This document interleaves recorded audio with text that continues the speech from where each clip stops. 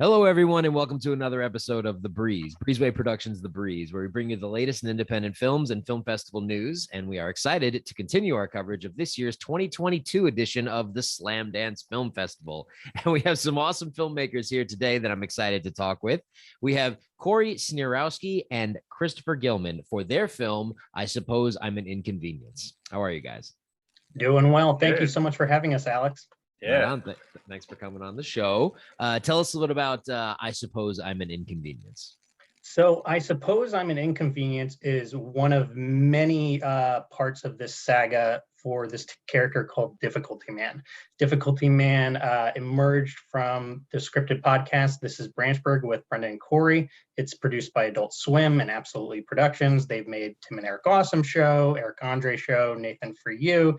And this series goes into the internal workings of this sophisticated madman who is constantly isolated by his peers, both by his own behaviors primarily and societal. And but each facet of or guiding purpose of each episode is that he wants to connect with folks. And despite his best efforts, he always fails.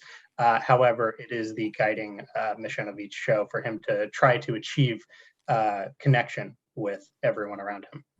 When I was able to check out some of them that were on YouTube, I was just kind of like taken aback by how the utter quirkiness of all of it and how it was so entertaining to watch this character who's dressed up in a suit and who's walking like, like mechanically like a robot. Where did you come up with the main character to come up with those characteristics and attributes? Like, what is that about?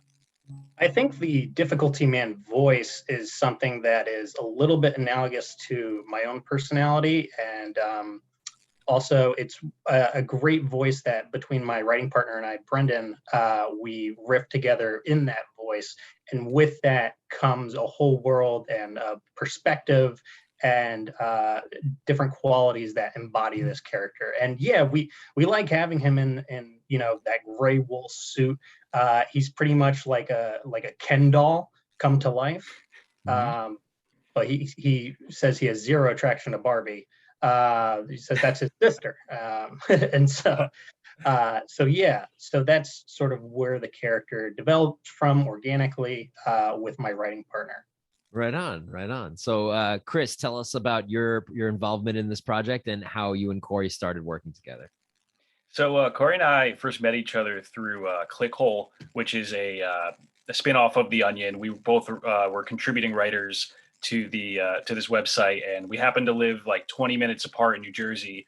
And after we linked up, Cory was very generous and like invited me to help out on these shoots, and I would, meet up with Cory around a lot of Union County and a lot of, we toured a lot of this part of New Jersey for over the course of these videos we shot. And, I'd help out with, filming and, Cory would come up with the game plan, and me and sometimes a couple other camera people would go and, we'd watch Cory do his thing with sometimes unsuspecting people, like talking at a town hall or going on a golf course, and we'd just be like the mission men there, just making sure it all went smoothly. And it was just fun to be on call over the past few years to be like, hey, I found this. Cory would be like, I found this like cool location, come up here, and he'd have this whole new scene written for it. So nice. It's been awesome and helping see his vision get more ambitious and more cinematic over the course of these videos.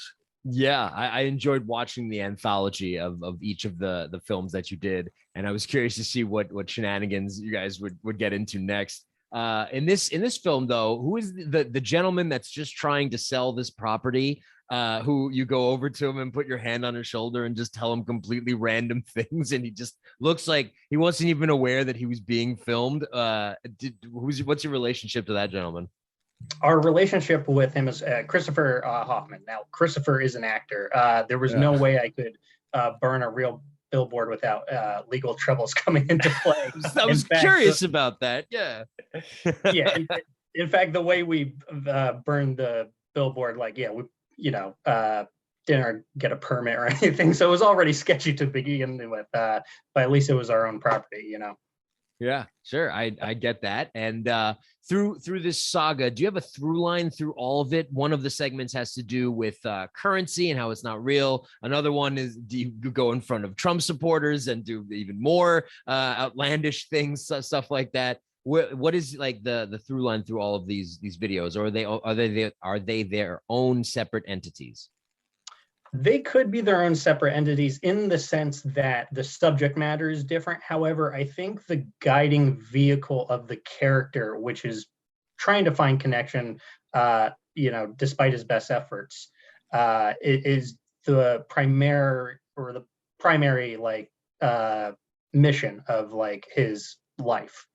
I would say that would be the through line of all of these. Yeah, and one of the segments had a very big anthill, which you spent a lot of time with, and then I was very sad to see how that anthill went down. Did you just stumble upon that, and like, did that happen? Like, did you coordinate that directing, or? Oh, we created it, and I bought some ant. You can buy ants online, and so I got it from this this ant farmer in Utah or something, and I bought like a first like pack of like small ants that usually is meant to feed reptiles and stuff, and then I ordered another, and the guy was like, do you have a large reptile? Like, why are you buying so many ants from me? I was like, no, it's just for a short film. Thank you very much. And then I later learned after the anthill was destroyed that that particular species of ant is one that is not native to like our region and could be like an invasive species of some kind. Oh man. Yeah. Well, we hope that didn't cause any big problems. And no, of course not. We settled with the ants out of court.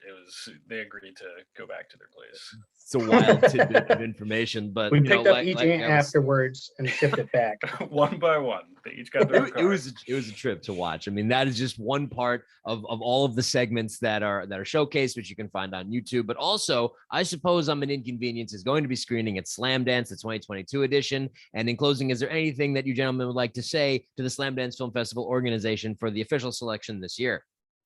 Yes.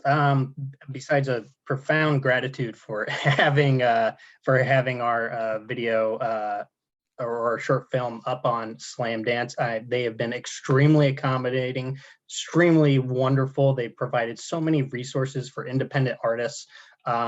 It's all virtual, and tickets are $10 a piece. Highly encourage you to purchase a ticket, support independent artists.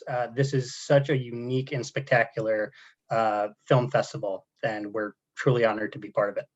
There you go. You took the words right out of my mouth, and I appreciate you guys for stopping in to talk about your film. So we hope our viewers are able to check out I Suppose I'm an Inconvenience, which is going to be screening at this year's Slamdance Film Festival. And again, Cory Snearowski and Christopher Gilman, thank you for spending the time to talk to me today about your film. Thank you so much, Alex. Really appreciate it.